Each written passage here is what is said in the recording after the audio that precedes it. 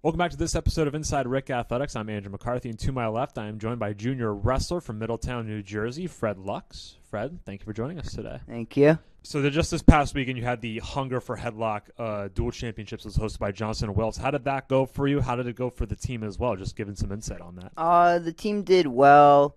Our record might not have shown exactly how well we done, but moving forward, I think that we could get some wins back that we had lost there. So definitely a lot to improve upon, but I think overall we can look at it as a positive day and move forward from it. You yourself, you have a 12-2 record this season, one of the leaders on this Rhode Island College team. And I'm guessing that Coach Jones is easily going to select you for the 125-pound weight class come championship season. How does it feel knowing that you had a very successful season, just 2 losses on the year with 12 wins? It feels good knowing I have a good start to the season, but also it's a very long season, so I don't love to look at the record as a whole, but to just keep trying to get a little better every day and move forward through the season. For some of our viewers who don't exactly understand collegiate wrestling as well as most other people, they may look at it more individually, but obviously it's very much a team sport, and you can look at that by the scores and how they go. But how does it feel knowing that you have teammates such as guys like Michael Alfonso, Edison Guarcus, Scott Lallis as well, Christopher McCarthy, who are in other weight classes but can really help pull others in other weight classes up with them and try to get more wins and help the team out? Yeah, so considering it is really a team sport, you might not have the best day of your life, but other teammates can easily back you up and make sure that we get the job done as a team. So it is really good to have guys who try and stay consistent and always are getting the right things done on the mat. More on head coach Jay Jones. He's been head coach of the Anchorman wrestling team for over 25 years. He has a very long tenure and impeccable resume. How does it feel knowing that you have one of the best in New England coaching you guys? It's great knowing that we have the rep like that on our side is always going to benefit us.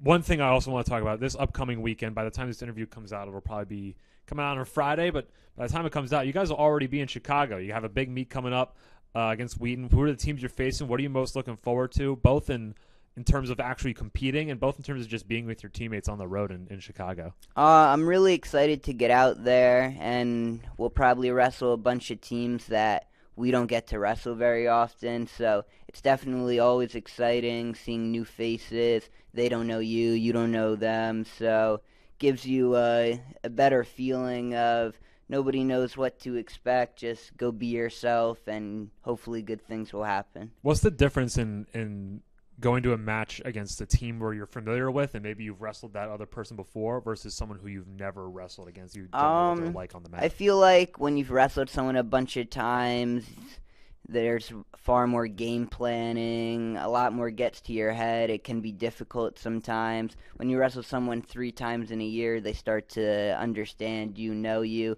You might feel like you're much better than them, or might feel that you're not as good as them, but the gap keeps getting closer and closer and closer. Whereas when you wrestle someone you've never wrestled before, you just got to go be yourself and do your best. One of the things I like talking to wrestlers about is the recent scoring changes that have come amongst individual matches. How now a takedown is not worth 2, it's now worth 3, and there's now near falls. There's 1, 2, 3, and 4. You can get up to 4 back points. What's your opinion on all of that? Knowing that the strategy could be a little bit different. I know some people say it's okay to get taken down if it's only worth 2 points. You get right back up, escape, and boom, it's down to 1. But now you get taken down, your opponent gets 3. What are your thoughts on all this? It's definitely different. It makes wrestling a completely different game, but it's new for all of us, so nobody really has an advantage when it comes to it. We're all learning, the refs are learning, so I do think it's a positive thing. It promotes more wrestling on the mat instead of just non-scoring, hanging around. So it promotes the sport, makes it better, I think. So I do agree with it. Definitely promotes the more offensive wrestlers. And you are right. It definitely kind of levels the playing field. Everyone's learning at the exact same time. So it's not like everyone has a specific advantage over another person. But I think that's all the time we have for today, Fred. Best of luck the rest of the season and this weekend in Chicago. It's been a pleasure watching college wrestling. It's very new to me. I'm learning it as I go, but it's been quite the season so far, and I can't wait to see more. Thank you. Appreciate it. And thank you for watching this episode of Inside RIC Athletics. My name is Andrew McCarthy, joined by Fred Luchs, and we hope to see you next time.